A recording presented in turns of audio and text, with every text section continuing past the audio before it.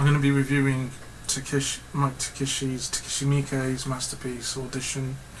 I said before that I might review a more obscure film, but I was just going through my DVD collection up there and I wanted to watch a Miike film, and I realised I hadn't seen this in years. I've only seen it about 2 or 3 times before. It's the second Japanese horror film that I watched. And you know, most people know that Ishi the Killer is what he's mostly known for. He's mostly remembered for Ishi the Killer. A guy is basically his wife has died, and you know, he's looking for another wife. You know, he's a very old-fashioned, traditional guy. You know, his son suggests that, you know, he's looking very down. He needs another wife, kind of thing. He needs extra bit of love in his life, kind of thing. So he meets with this mate of his, and they very craftily set up this thing, an audition for a fake film, so he can take his pick of the 30 women. You know, there's like 30 women, and he takes his pick, kind of thing. And he falls in love with a girl.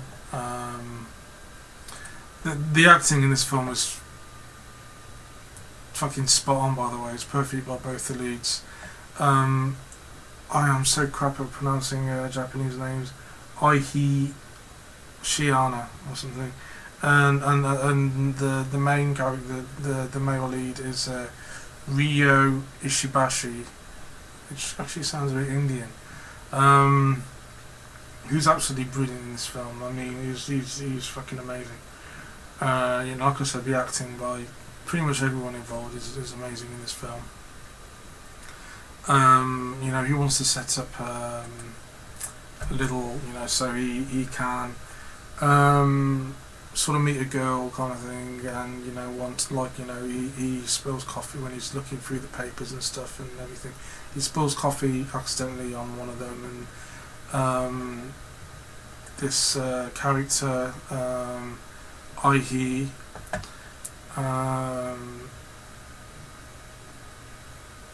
Asami, that's the name, Asami, falls in love with her straight away. He's like love at first sight, you know, sees it, it's like bam, that's it, you know, she's perfect for me.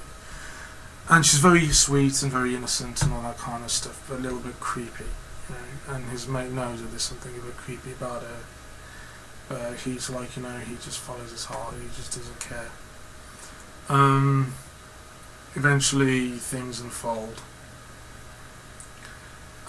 It's roughly about an hour and a half of a really good love story. That's what's so clever about it. That's why it's Miike's best film, because it's probably his best acted, I think, in many ways.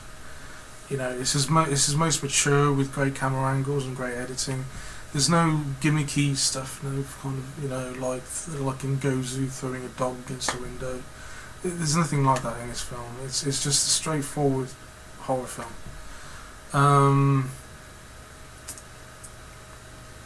And Jev, you know, finds a little bit about her past and stuff, and things get a bit, you know, I don't know, a bit weird. This is kind of like a man's horror film. For me, the main reason why is because pretty much most horror films that I've seen always shows a man who likes to go around killing women, mostly for no reason, you know, just likes to go around raping women, killing women, blah blah blah blah. So it's refreshing. This review contains spoilers, by the way, if you haven't seen it. So it's refreshing for a change to see a guy who's a victim and the woman is scary. And it'll make you think twice after seeing this film of when you go and chat a girl up at a bar or something. You know, you'd be like, you know, that kind of paranoia that girls get, you know, when they see male predators in films. Well, this time around it's the guy's turn to experience a little bit of, because she's sweet, because basically she's a predator posing as a house bear is what she is, man, you know what I'm saying? She's creepy as hell, and with the stuff that she does, oh god. Because you see, like, her dad, who is an arsehole, no doubt about it, did some very nasty things to her when she was young. Didn't rape her, there's no rape in this film. There's no rape in this film.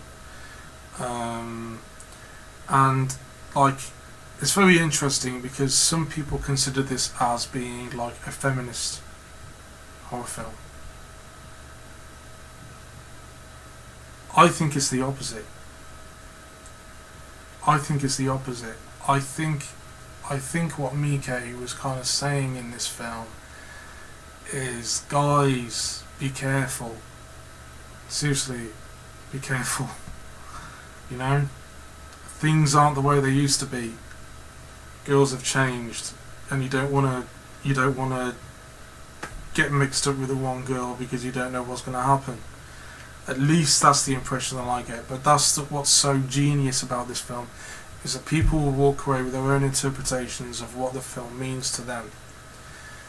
You know, like, to me, the lead character, okay, he's a little bit sexist. He's he's a very traditional guy. He's a traditionalist kind of thing, and he just wants to find a nice girl, settle down, all that kind of stuff. But, you know, things have changed in Japan, things have changed worldwide, and, you know, it's like, you know, she's a very nice, obedient woman and stuff, but at the same time, he's looking for a girl who is kind of like,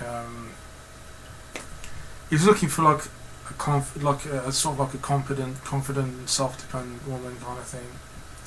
But she's very shy and stuff, and I think he kind of likes that. You know, I think he kind of digs the fact that she's a bit shy. But the more shy, the more skeletons in the closet when it comes to many women. So I heard of, in one of Eddie Murphy's stand-up comedies, which was either Delirious or Raw, I think it was Raw, where he said, you know, like the shy, the most quiet girls have got the most amount of skeletons. You know, they open their mouth and a fucking bone drops out. And in this case, not just a bone drops out, but a whole fucking skeleton. It's really, you know, I said so many things that I wanted to say in the first review, so I'm just gonna kind of give my opinion. This is a classic horror film. You know, it's in many ways it's probably the one that I find to be very disturbing, because it's you know, for once it's like it's kind of a message of, guys, look out.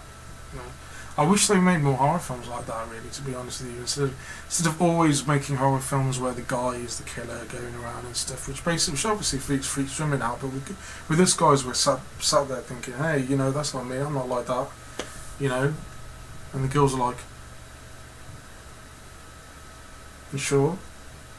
Well, this time around, it's like, you know, you watch it and, like, you know, girls will be saying, hey, I'm not like that. You'll be like, don't want to risk it, man. You know, I don't want fucking needles stuck in all over my body and have my fucking legs chopped off. You know.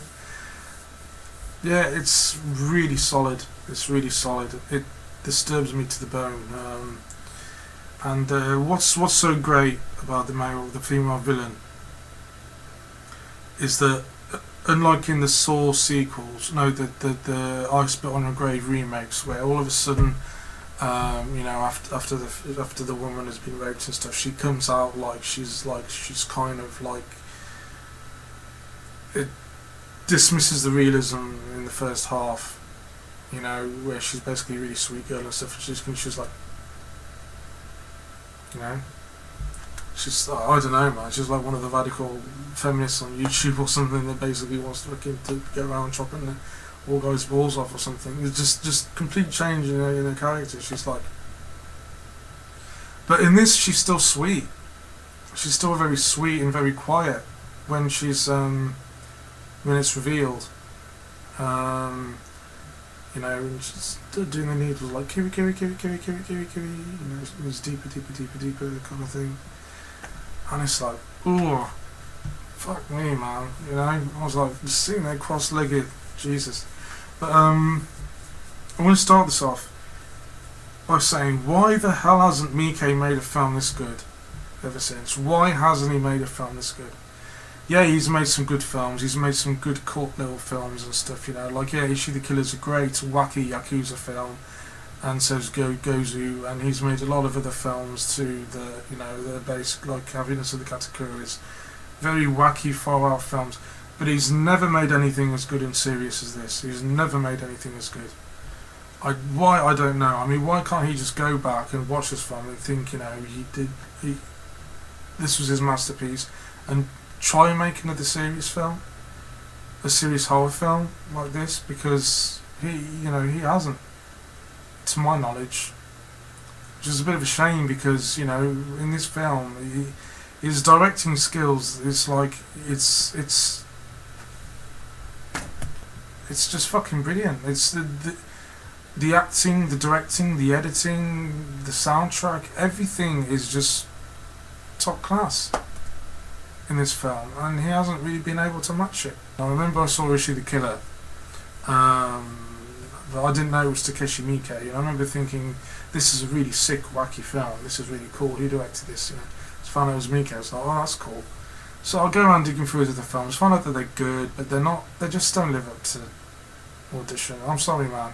You can be a hardcore Miike fan, but this is by far his best film, and, you know, in many ways it's like, I just kind of wish he would go back and do something like that again, you know, because the wacky Miike I've seen more than enough of. I want to see the serious, intelligent, social, the kind of thing that you can discuss, and each person will get something different out of it, you know, like, is it likely to disturb men more or women more? I'd say men. You know, I don't know. So yeah, that's it. That's masterpiece. One of my favourite horror films of all time. Very, very disturbing. Miike's best by a long fucking mile. Probably Ishi the Killer comes second because it's just so wacky and gory and over the top. But it just doesn't come close to Audition.